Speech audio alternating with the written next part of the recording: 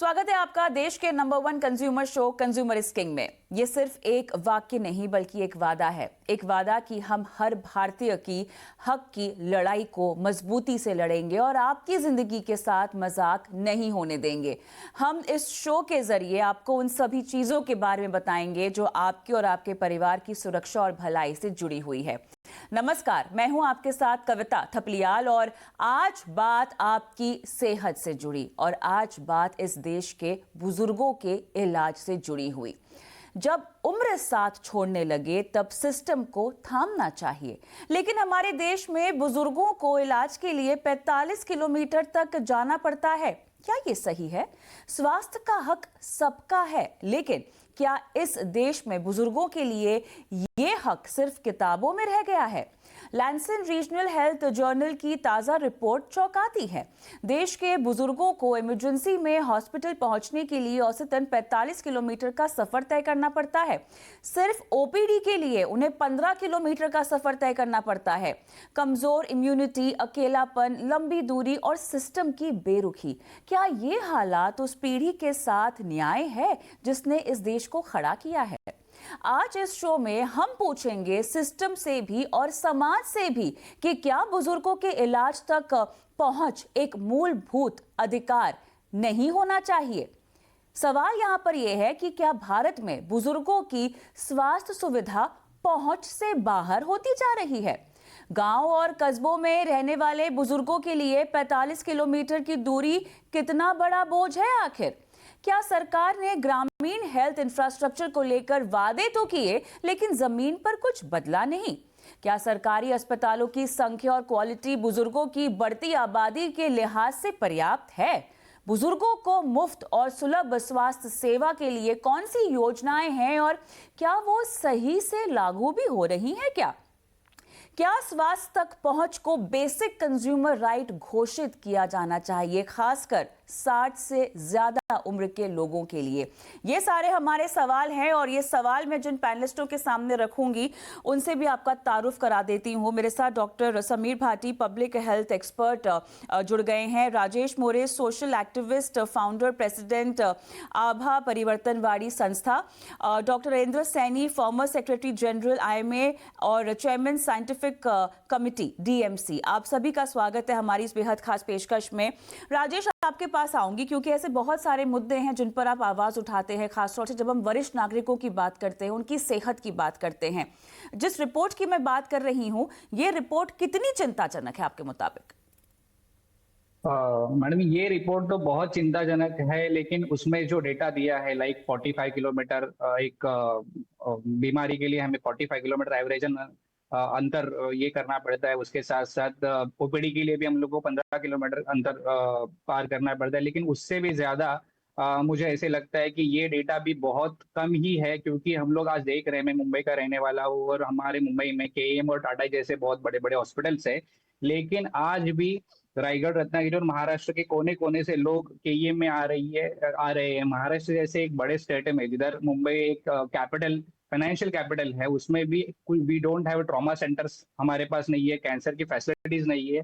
आज कलकत्ता और पश्चिम बंगाल से भी या यूपी बिहार से भी लोग कैंसर के ट्रीटमेंट के लिए टाटा में आ रही है। तो ये जो आंकड़ा है, जो हमें मतलब डेटा में आ रहा है 45 किलोमीटर, वो एक एवरेजन आंकड़ा है, लेकिन उससे भी ज्यादा बहुत चीजें, बहुत दूर लोगों को जाना पड़ रहा है बेसिक चीजों के लिए, या फिर जो क्रिटिकल इलनेस है उसके लिए बहुत दूर उनको जाना पड़ रहा है। उसमें एक चीज ऐड करना चाहूंगा मैं कि हम लोग फूड, शेल्टर और क्लोथ, ऐसी जो चीजें, जो बेसिक नेसेसिटीज हम लोग बोलते हैं, उसमें हम लोग ने हेल्थ और एजुकेशन को ऐड किया है, लेकिन हम लोग ने उसको सिर्फ एज अ डेफिनेशन करके ऐड किया है। प्रैक्टिकल लाइफ में हम लोग ने इसके ऊपर कुछ काम किया नहीं है, तो वो करना बहुत ज्यादा जरूरी है अभी के लिए। और हम लोग जो सोशली काम कर रहे हैं, पालघर जैसे, जवार जैसे एरिया में, तो उसमें जो हेल्थ केयर सिस्टम जो कोलैप्स हुई है, मैं कोलैप्स ही बोलूंगा, जो कोलैप्स हुई है वो बहुत मिजरेबल है, बहुत लोग ज्यादा सफर कर रहे हैं। इसके ऊपर एक फर्म एक्शन होना चाहिए गवर्नमेंट की तरफ से।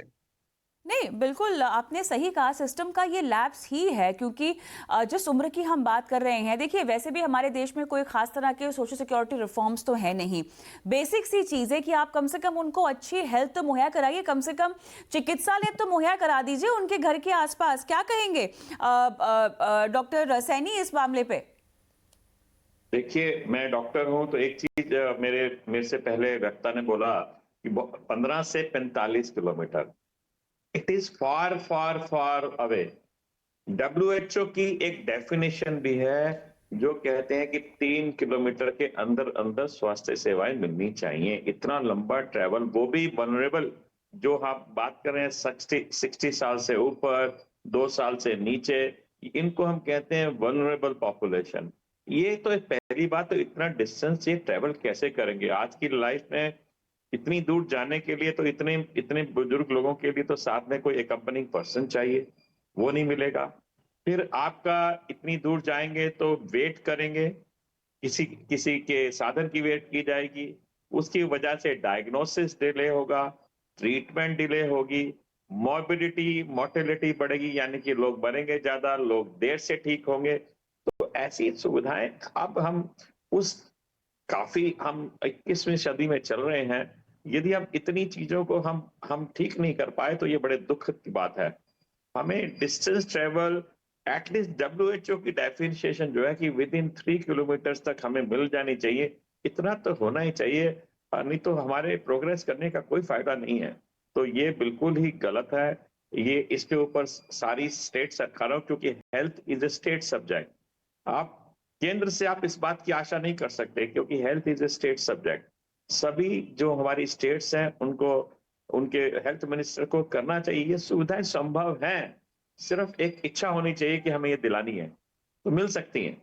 तो मैं चाहूंगा अच्छा, कि जी। सरकारें इस तरफ ध्यान दें, नहीं तो हाँ। अन्यथा। और दूसरी बड़ी बात है कि इंडियन पॉपुलेशन धीरे धीरे एजेड पॉपुलेशन होती जा रही है। हाँ। जैसे जैसे लाइफ एक्सपेक्टेंसी बढ़ रही है तो हमारी एजेड पॉपुलेशन भी बढ़ रही है, जिसमें कि 60 साल से ऊपर, जिनको हम वल्नरेबल पॉपुलेशन पाते हैं, तो उनके लिए तो बहुत ही जरूरी है कि आप सुविधाएं उनके उनके डोर स्टेप पे दें, ताकि हम उनकी मॉर्बिडिटी मोर्टेलिटी को, उनकी हेल्थ को एक अच्छा रूप दे पाए।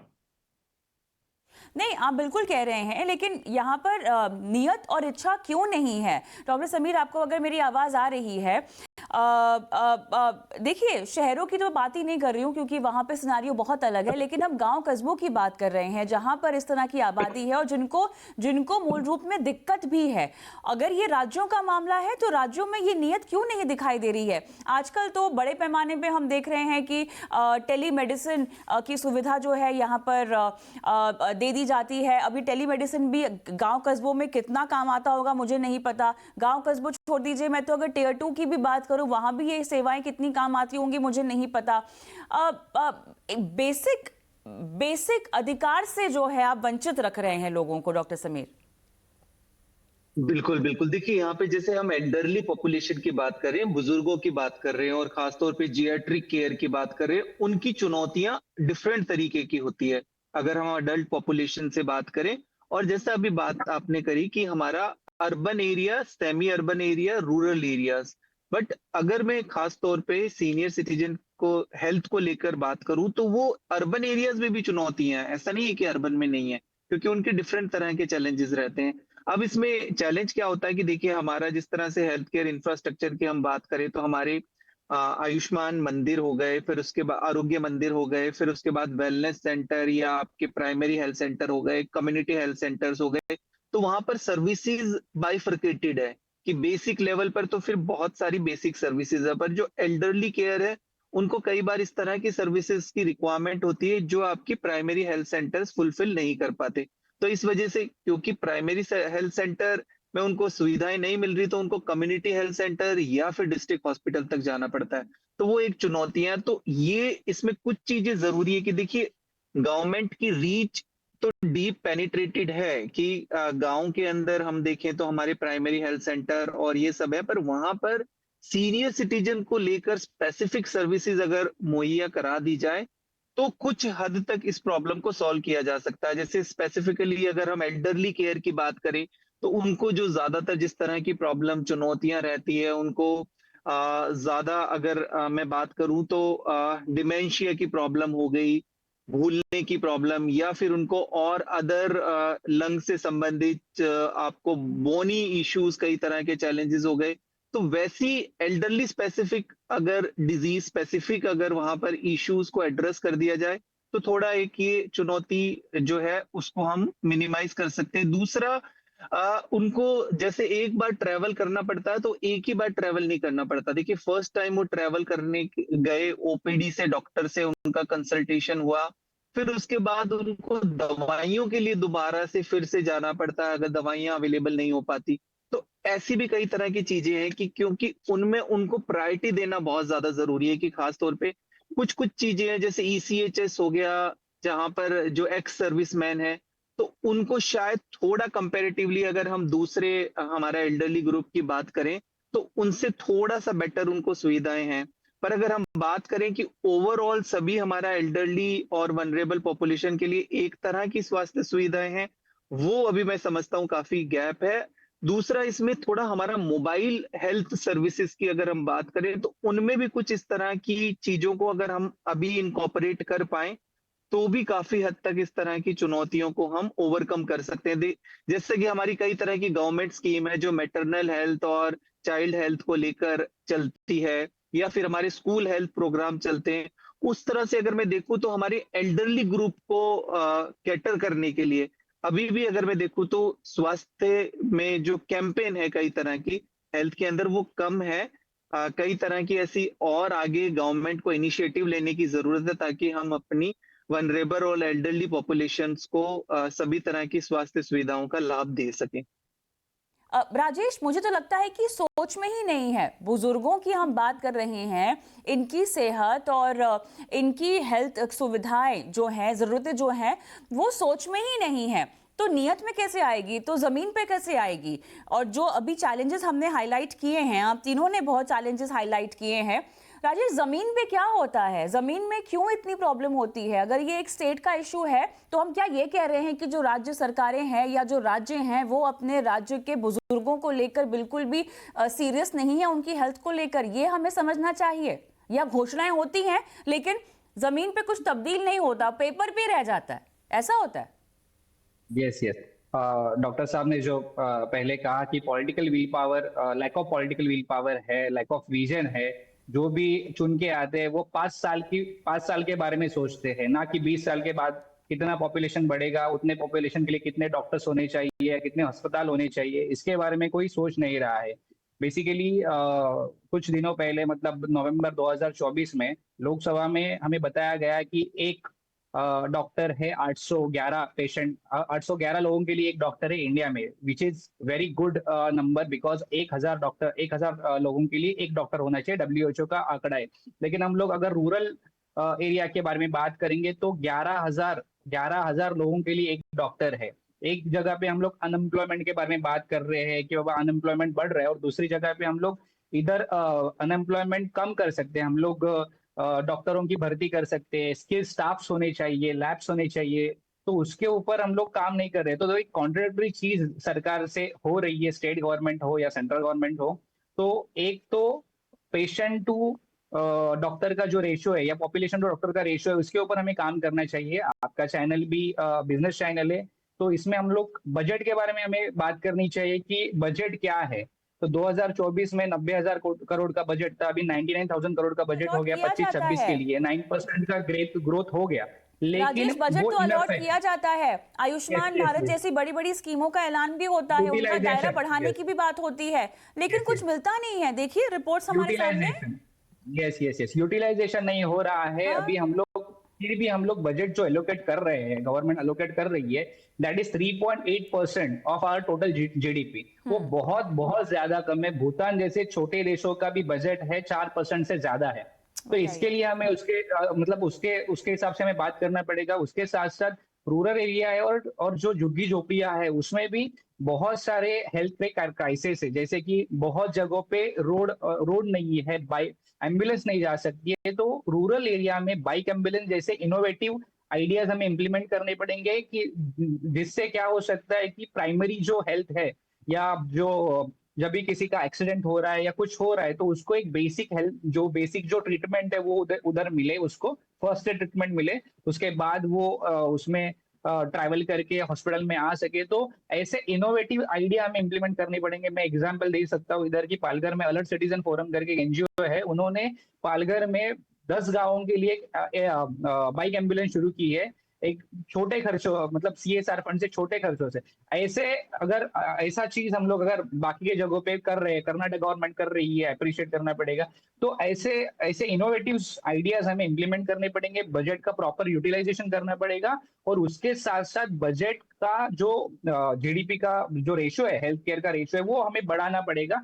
अमेरिका जैसे डेवलप कंट्रीज में वो 17% है, वो उसका बाद हम लोग अगर छोड़ेंगे, लेकिन भूटान जैसी छोटी कंट्रीज में भी हमसे ज्यादा बजट वो कंट्री अलोकेट कर रही है। तो हमें अगर बुजुर्गों का ध्यान रखना है तो पैसा खर्च करना पड़ेगा। और दूसरा चीज है उसमें, एक तो पैसा खर्च करना है, उसका स्ट्रक्चरल ऑडिट भी होना चाहिए ना।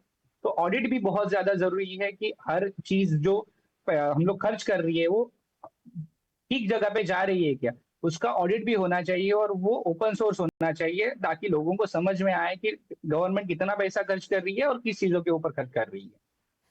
कुछ आंकड़े अगर मैं देखूं डॉक्टर सैनी, आपने भी शुरुआत में उल्लेख किया था 2021 में अगर हम देखें तो भारत में जो वरिष्ठ नागरिकों की संख्या है लगभग 138 मिलियन है।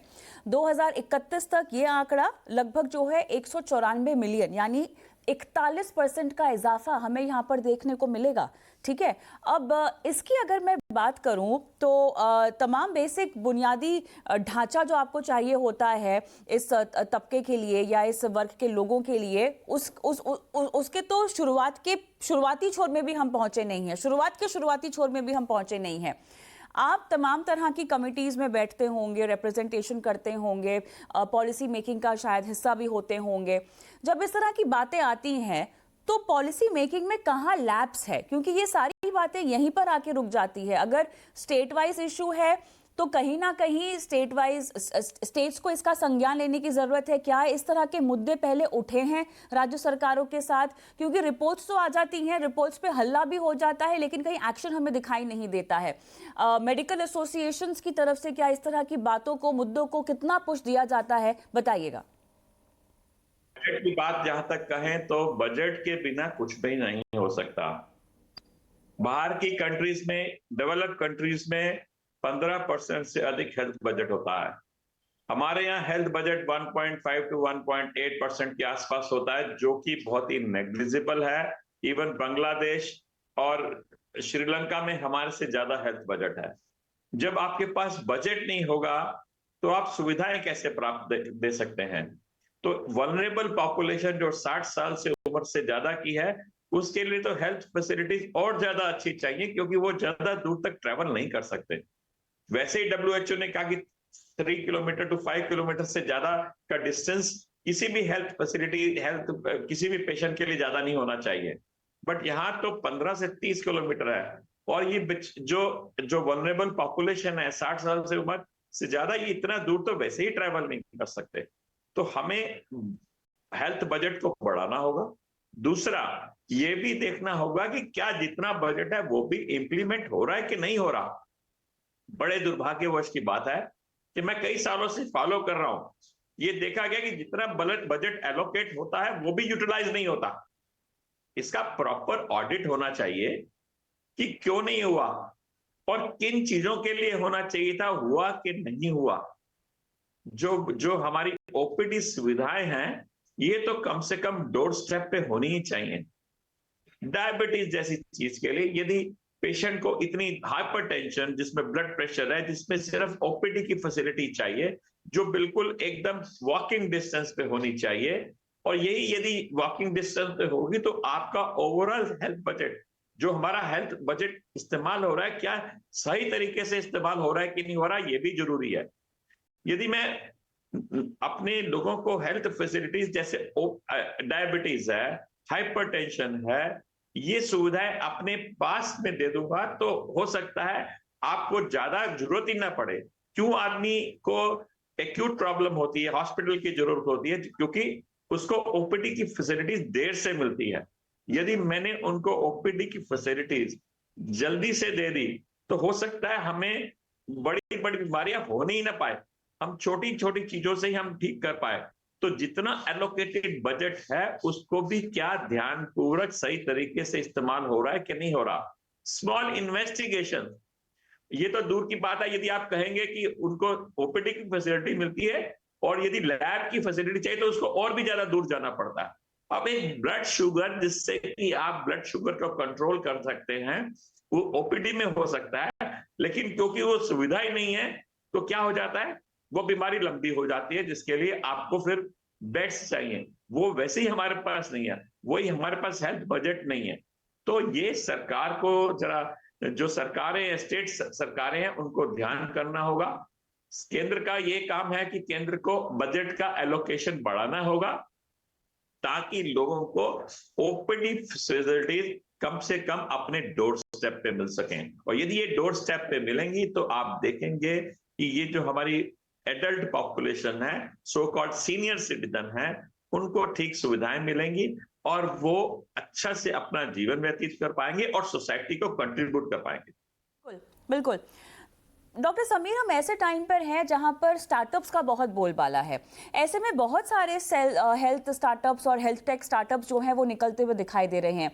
आपने शुरुआत में मोबाइल हेल्थ क्लिनिक्स की बात की है। हम देखते हैं हमारे सिटीजन के पास सीनियर हेल्थ कार्ड मौजूद है, लेकिन उसकी सुविधा कहाँ कहाँ पर होती है, कैसे होती है, हम नहीं जानते।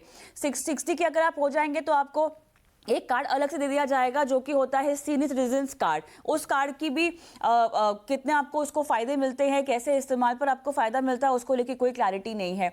बहुत अलग अलग एस्पेक्ट्स हैं वरिष्ठ नागरिकों की लाइफ में या उस एज में जब आप पहुंच जाते हैं जिनको लेकर आपको आगे बढ़ना होगा। बुनियादी सुविधाओं की अगर मैं बात करूं, एक इनोवेशन आपने यहाँ पर बताई, मोबाइल हेल्थ क्लिनिक। विदेशों में क्या क्या हो रहा है जहां तक वरिष्ठ नागरिकों की हेल्थ की बात है? क्या वहां इस तरह के इनोवेशंस होते हैं? क्या वहां स्टार्टअप्स यहां पर कोशिश करके गांव में, कस्बों में पहुंच रहे हैं और लोगों को बेसिक सुविधाएं दे रहे हैं? देखिए, एक हम अपनी ज्योग्राफी के अकॉर्डिंगली देखें, डेमोग्राफिक वाइज देखें तो थोड़ा हमारा कुछ तरह की चुनौतियां। दूसरा एक चीज ये समझने वाली जरूरत है, देखिए कई तरह की स्कीम तो आ रही हैं। जैसे अब अगर हम सीनियर सिटीजन की बात करें तो चलिए एक सीजीएचएस हो गया, ईसीएचएस हो गया, एग्जाम्पल लेते हैं। इसके अलावा अगर बात करें तो जैसे अभी आयुष्मान में भी दायरा बढ़ा था जो कि सीनियर सिटीजन के लिए एप्लीकेबल है, बट वहां पर चैलेंज क्या आ जाता है कि सीनियर सिटीजन उस सर्विसेज को अवेल नहीं कर पाते क्योंकि कई तरह की चुनौतियां रहती है, खासतौर पे सीनियर सिटीजन को अगर हम देखें तो। अब हमारे जैसे आंगनवाड़ी वर्कर है, आशा वर्कर्स है या कम्युनिटी हेल्थ वर्कर्स जो है हमारे, अब आशा वर्कर्स ज्यादातर स्पेसिफिक उनकी सर्विसेज हमारी रहती है जो हम mother and child health care की बात करें या उनको लेकर जो वैक्सीनेशन की बात करें।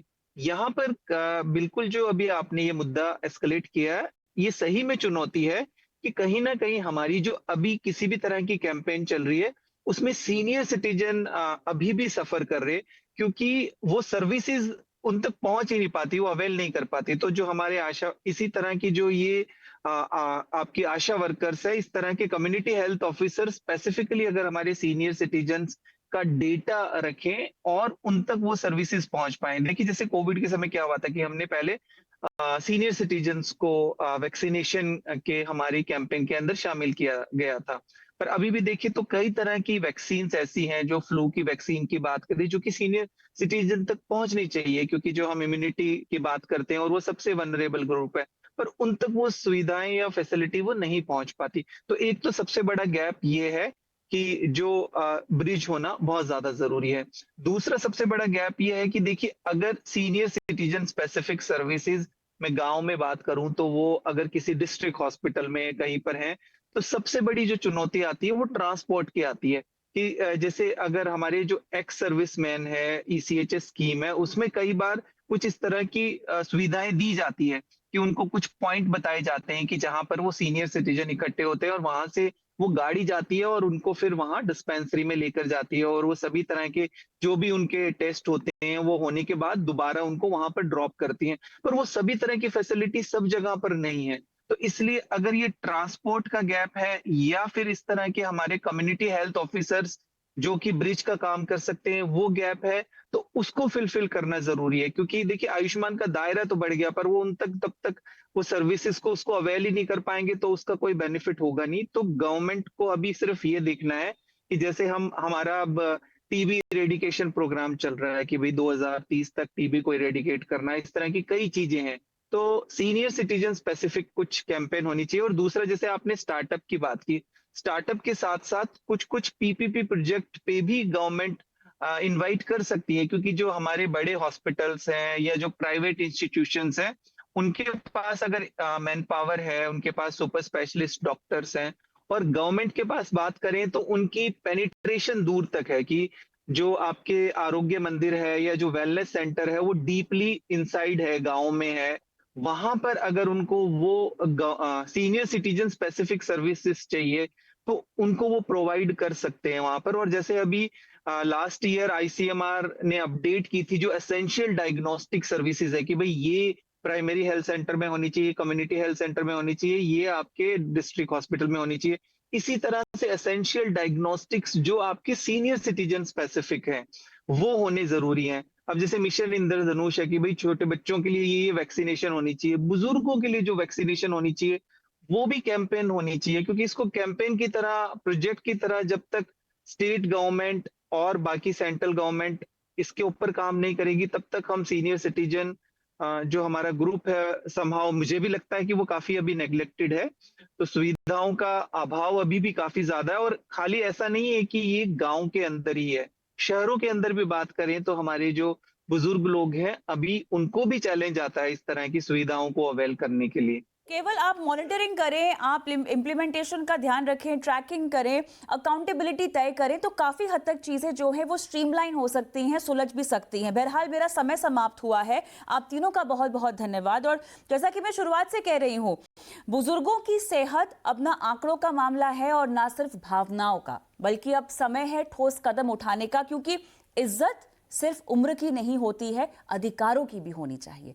बहुत बहुत धन्यवाद आप तीनों का, इस खास पेशकश में आपने शिरकत की। और इसी के साथ मुझे भी आज के इस एपिसोड में इजाजत दें। नमस्कार।